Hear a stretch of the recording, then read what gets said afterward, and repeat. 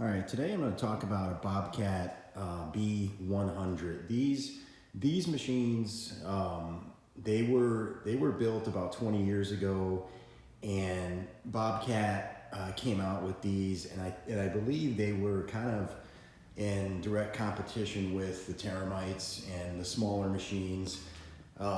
They are probably, in my mind, one of the most underrated machines out there. You know, I'm not a huge Bobcat fan when it comes to backhoe loaders.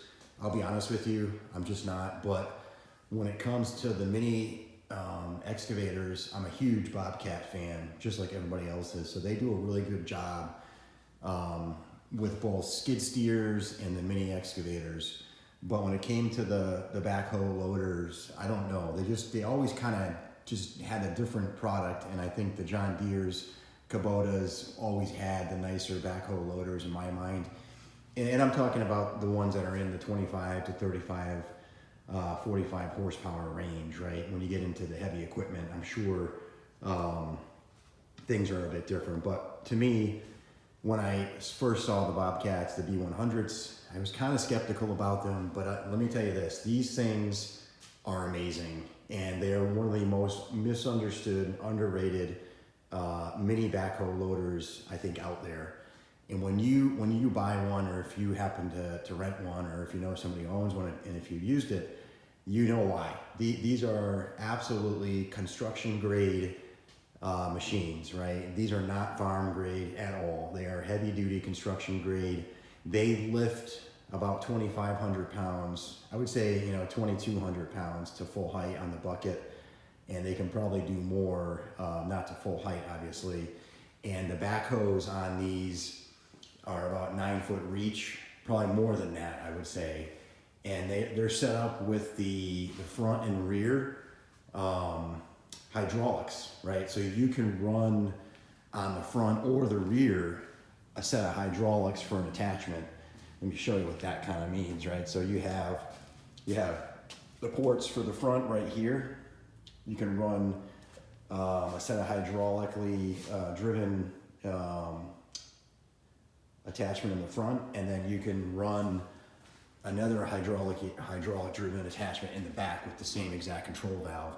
So they got one control valve right next to your loader stick, and it runs either the front or the back ports. So you can run hydraulics either in the back. You can do things like hydraulic hammer right in the back, maybe an auger, and it's also it goes even more into the better category than you think, right? It has the Bobcat Exchange connection system, so you can run any Bobcat Exchange capable attachment on the backhoe from a bucket, or whether it's an auger, whether it's an air hammer or a hydraulic hammer, those kinds of things in the back with that exchange system that tells you how to use it on the backhoe.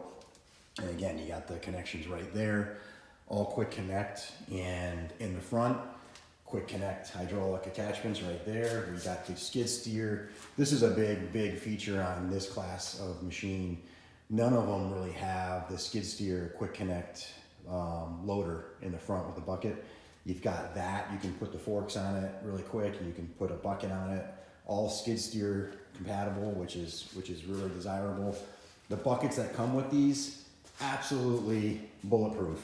The steel on these, I've never seen a machine in this class have this high quality of steel, and I've had lots of machines, lots of brands in this horsepower range.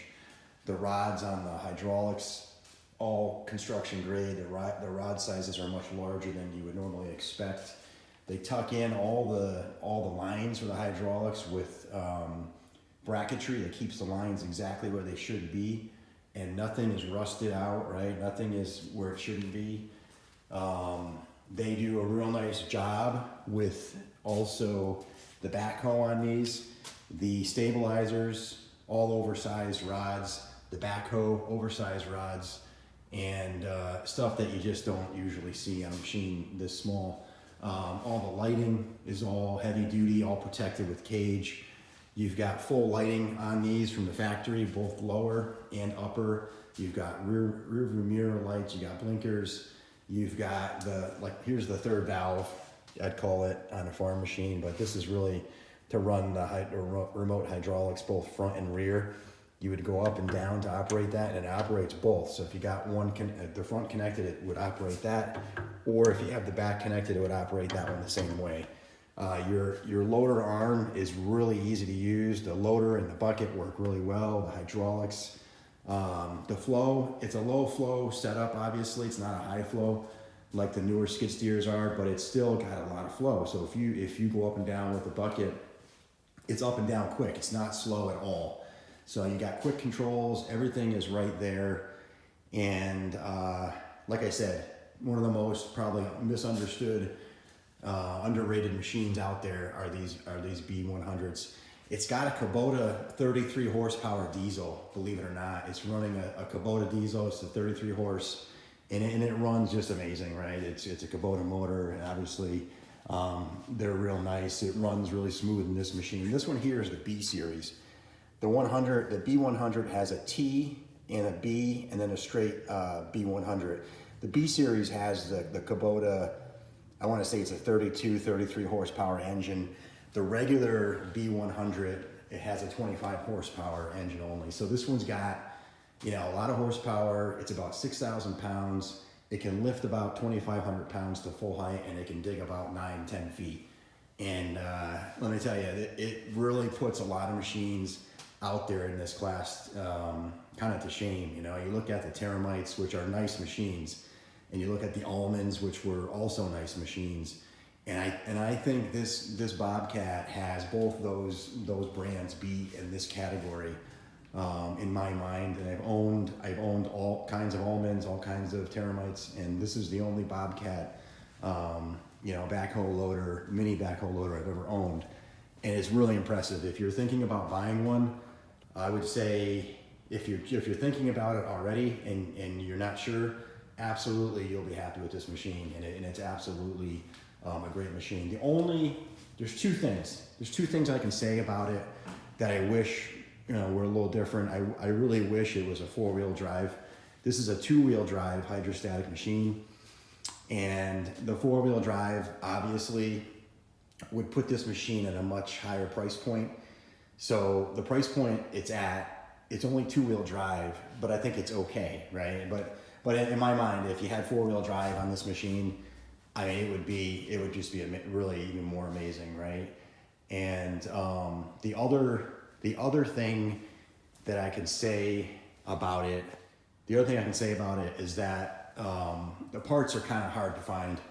If you have a specific thing that breaks on these, the parts are easy in some cases. If they're Kubota engine type parts, those are easy to find. But if you're getting into Bobcat specific parts, it's 20 years old. It's not as popular as the Kubotas and the John Deeres, so parts are obviously a little more harder to find. But those are the only two things. If it was 4-wheel drive and if it was a little easier to find parts, it would be maybe just perhaps a little better from that angle. But honestly, this machine, you'll be happy with it. It can work all day long. It's set up with so many options and bells and whistles from the factory that you're going to be super happy with it. It's construction grade, and it's definitely a very respectable machine in my mind.